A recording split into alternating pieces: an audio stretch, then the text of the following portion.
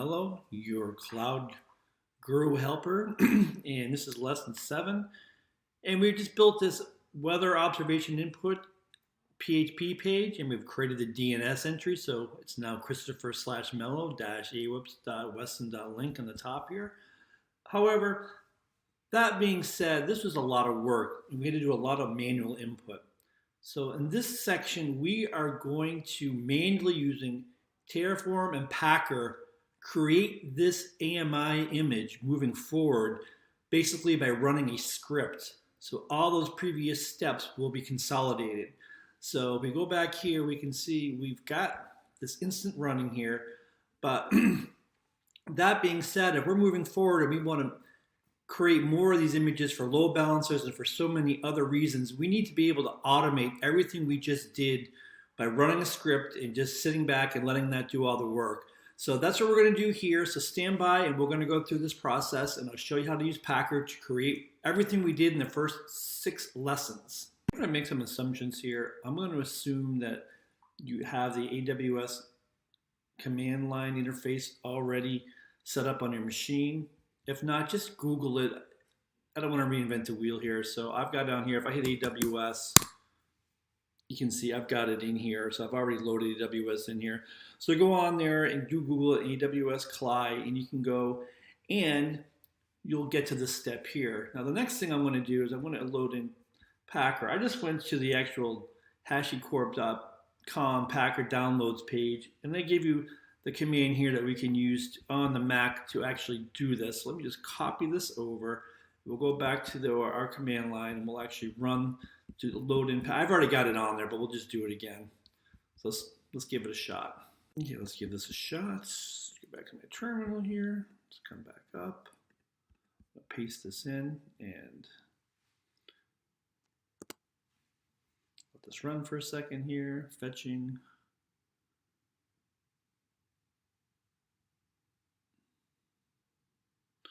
Couple warnings here. So far we're looking okay.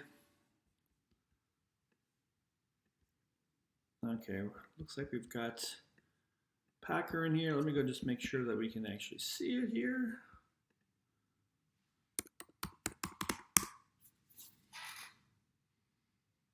It's thinking, yes, and we now have Packer loaded in. So that was fairly simple. Now let's move forward. I wanted to check on before we move forward. We have to make sure that we have let's go to Visual Studio Code here. And let's make sure that you've got, let me go to my extensions here. Let's go to Packer. And this is the one you want to make sure you have installed. I've already done it, but just install this one here. This is from Anton, and this should really give you some support when we're using Visual Studio Code. So now we should have everything ready to go, and we can move forward to actually trying to build our Packer file and generating our AMI using a script. What I'll do before we start here is I'll just create a working directory. We'll call it projects Packer RDS SQL, and we should use that for our scripts moving forward. Let's move forward here. I've got a new directory I created called RDS SQL. You can put this directory wherever you want. And I'm going to go open this directory here. Let me just open packer.sql. And I've got a file here that I just touched. You can call it whatever you want. I call it rdssql.pkr.hcl. But this is going to be just a standard format for our Packer file. So first thing that we're going to do is going to be Packer here. And this is going to be, there's 3 sections. This is just going to be defining what your provider is. So I'm going to be AWS. Then that's pretty standard. Then the source is going to be, if you think of it as what we're going to actually copy into the instance. In our case, it'll be a lot of files, the PHP scripts, the HTML scripts. And as we move forward with these lessons, we'll have more and more files that will move over. But we will basically put those into the Git repository. And every time we can run this script, we'll be able to grab that code, which is the latest version, and we'll put it into our AMI image. And the last section that we need to do here is just going to be build. And this will have to do with a lot of the RPMs that we're going to install that we did in the first part, and a lot of some of the scripts in the background that we're going to need to set up. So the first section here, let's go to Packer. This is just basically standard stuff. I can just copy and paste this in. Yeah, and this is to require plugins. I'll be using this one, version 1.8. And then the source code here, let me go ahead and go to the web page here just so we can take a look at the documentation from HashiCorp itself. Let me scroll up to the top here. This is a good page to get familiar with. It takes a little bit of time to kind of get used to the documentation, but it's really straightforward. This will tell you all about the AMI builder, how to use the plugin. This is the top part that we, I noticed I should probably put the greater than sign in for, I'll change that. This will, not the builder section, but this is the source section we'll do first. And Amazon EBS, this is what we're going to use to actually create a AMI image. So go through the documentation. It's very helpful and it's very straightforward. So let's go ahead and, based on this information, let me go ahead and I will use Amazon/EBS. That's going to be creating our AMI, and we just got to call this something. Let's just call this lab RDS example, I guess. Come down here. We have to have an AMI name. Definitely we want to give this a version eventually, but we'll just call this, I'll call this lab RDS image. And we'll, okay, and the source, I don't remember what the source AMI is.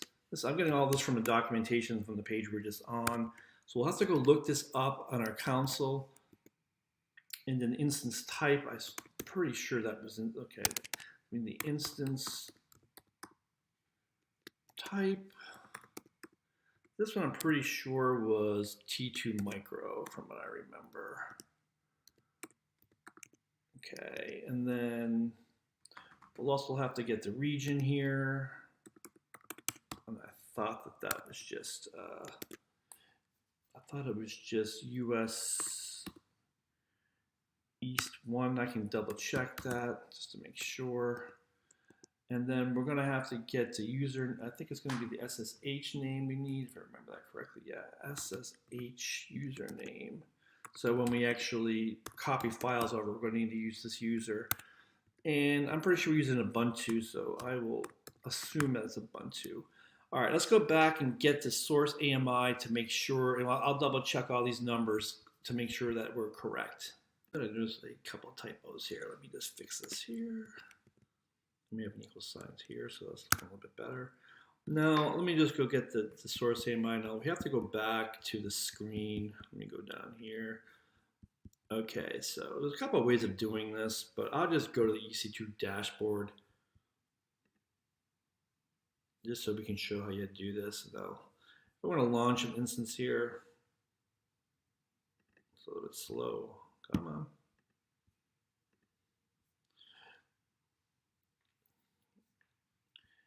Let's just go see the instance type down here. I'm going to go Ubuntu free tier. And this should tell us what the name of it is. And it's right here. See, this is the AMI ID. We're going to need this one. So let me copy this and we'll bring it over. And also, let me just make sure what regions we're in. I'm going to double check that. It was East Coast, so I have the dash in there. Okay, I have a little bit of a typo. So that's the information that we're going to need to build going forward here. This guy out of the way, come back. So I should have my source AMI in here. Let me just copy this here, paste. And I just need the dash in here for the East Coast one. All right, so we're looking good so far. It looks like we have all the information that we're going to need. The build section here. So this is just all going to be syntax. If you really want to get more information, just go back to the web page that we had opened up earlier. But some of the stuff here, we'll just do sources. And I think what we'll do is equals, and this is going to have to be in brackets. Like I said, this is just your basic syntax. Now, what we're going to have to do here is we need to do, it's going to be what we call it above us. So dot Amazon/EBS. Now dot, it's just going to be the name of this here, which is labs.example, whatever you defined it here. Copy and paste. And I have an extra quote there, which we will get rid of.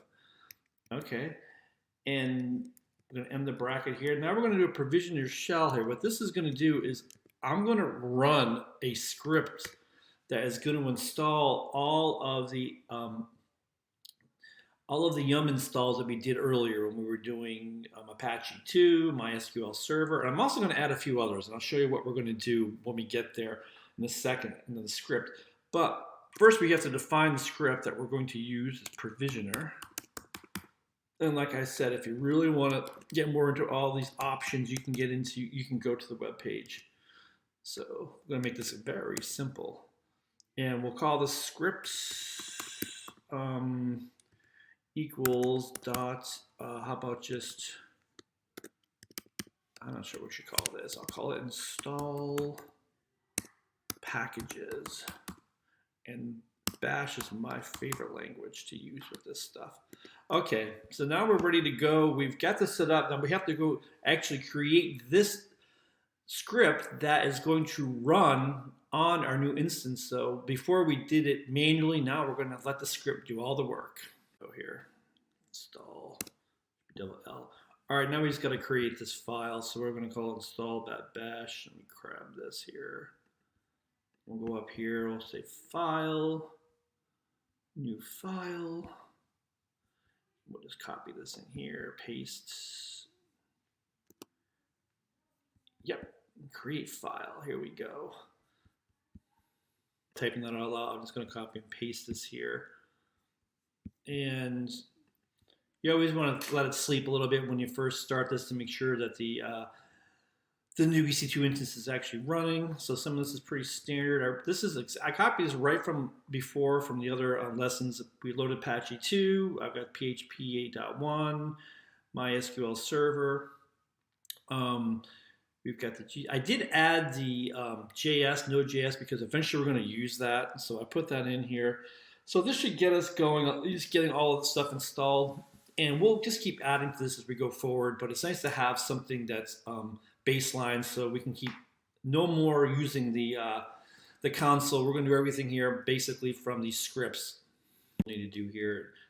That script will start all of our packages up. We'll download and start them, but we need to get our actual code. So let me go here and go. I've got everything up on my GitHub page here, so you can look at this here. And what I'm going to do is, all right, git clone. Let's just go ahead and clone the latest version. This is free to everybody to grab this. Okay, so now we've actually got the files here. So let me go to my RDS PHP lab, as I'm calling it here. Probably not the best name in the world, but it is what it is.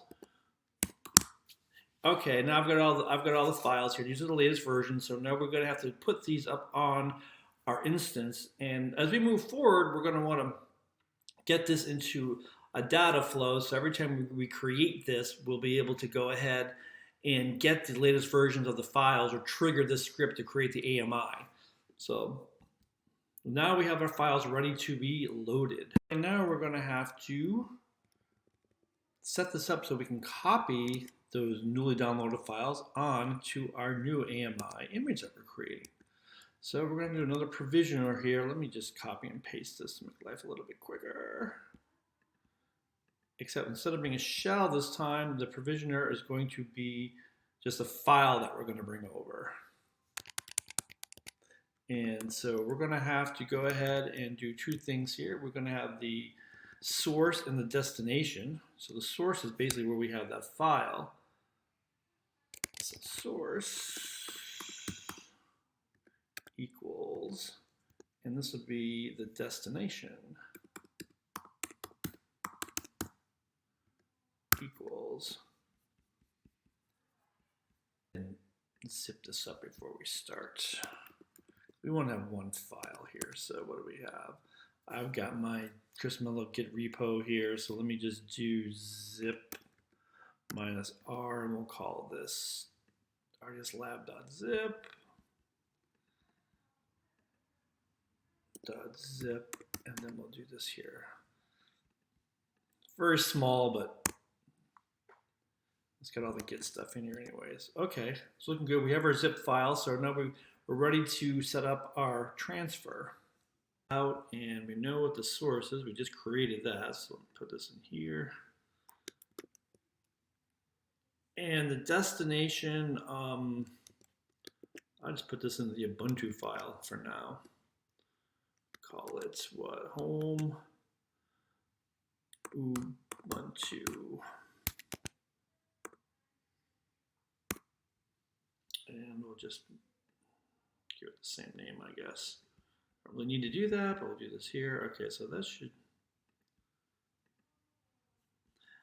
save this off, and we should be in good shape. That should bring that file over. That's what we'll need to do. Well, I'll make this be a little bit cleaner than that. Okay, one thing we're going to have to do is we actually need to move that file from the home Ubuntu directory into our var.www.html. So let's go back up to here. So let's just do sudo cd home, and then we're going to need to do unzip our file name, which I forgot what it was, which is going to be what? rds.zip. Copy. Let's go back over to here.